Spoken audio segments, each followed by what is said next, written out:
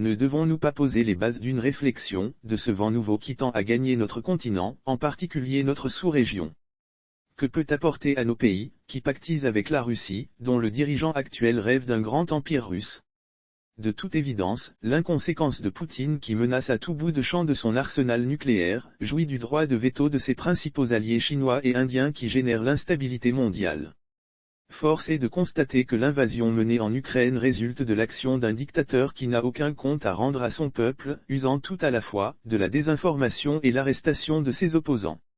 Les sanctions homéopathiques européennes de nature économique ne suffiront pas à dissuader, ni même arrêter ce dictateur. Qui rêve, non seulement de son grand empire russe, mais également d'une présence stratégique entamée sur le continent africain. Les chevaux de Troie que sont la Centrafrique et le Mali aujourd'hui ne devraient-ils pas nous interpeller sur ce sujet qui nous paraît plus que prégnant, quant au risque de facteurs conflictuels entre États voisins dans notre sous-région?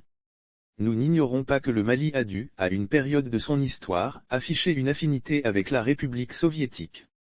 Ce qui peut expliquer à l'aune de ce qu'a été la Grande-Bretagne, trublion de l'Union européenne, le Mali aujourd'hui, endosse ce rôle déstabilisateur de la communauté économique des États indépendants de l'Afrique de l'Ouest. Rappelons que ce pays, en son temps, est sorti du franc CFA, pour adopter son franc malien. C'est avec bonheur que nous avons enregistré son retour dans notre unité sous-régionale. À quoi assistons-nous aujourd'hui? Le rapprochement du Mali avec la Russie de Poutine, qui ne partage pas les valeurs internationales et droits de l'homme dans notre vision démocratique, devrait nous inquiéter au plus haut titre. Poutine aux commandes de son pays depuis 22 ans, se projette encore dans cette responsabilité sans partage jusqu'en 2036. Les objectifs de Poutine ne traduisent-ils pas son unique obsession de redorer l'image de puissance de la Russie? Cette fédération de la Russie qui est en réalité d'une puissance économique comparable à l'Espagne. Cette préoccupation de vouloir constituer un bloc face à l'Occident est plus que dangereuse.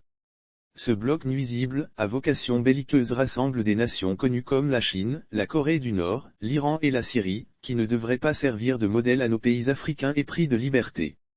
Cette vision à laquelle adhère la junte malienne, doit nous inviter à une sérieuse interrogation.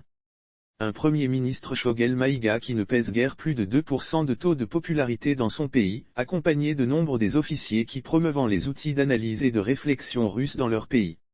La présence de mercenaires russes, groupe Wagner, instillés sur le continent marque le début d'une nouvelle tutelle, d'un néocolonialisme rampant, dont on doit s'inquiéter. Nous pouvons craindre sur le moyen ou long terme les agressions à l'encontre des ressortissants de pays voisins, tout comme nous avons observé le sentiment anti-français. Il est grand temps de se départir de tous les freins à notre développement. En l'occurrence ceux qui consistent à resservir l'argument des deux grandes guerres, les ressentiments de tout genre et bien plus loin encore, ceux de l'esclavage. Loin de nous, cette idée de nier ces grandes blessures subies par les peuples de notre continent. C'est à bon escient que nous rappelons que l'Afrique compte 54 États et que la France n'avait pas la tutelle de tout ce grand continent. Aujourd'hui, il est peut-être temps de cerner la nature du problème africain. Ne viendrait-il pas de la mauvaise gouvernance, jalonnée de coups d'État institutionnels ou militaires? Une vraie démocratie ne serait-elle pas le remède à nos maux? La démocratie peut par moments montrer ses fragilités, mais il n'en reste pas moins qu'avec des institutions fortes, elles garantissent nos libertés.